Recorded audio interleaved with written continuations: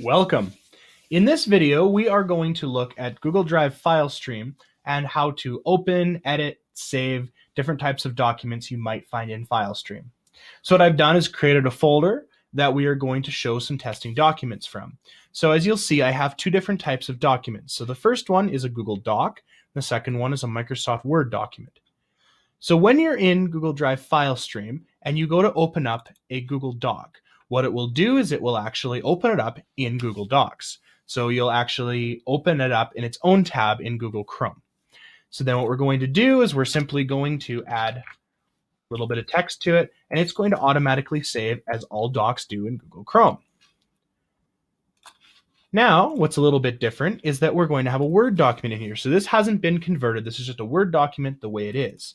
We're also going to open it, and look at this. It's actually going to open up in Microsoft Word. All we have to do is double click it and open it. So we're also going to add some text to it, and I'm just going to quickly press save over here in the corner.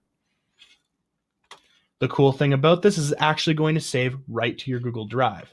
So this way, all you have to do is open up your document, work on it, you can save it right into Google Drive.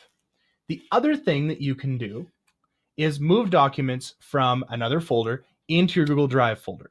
And that we're going to show you in the next video.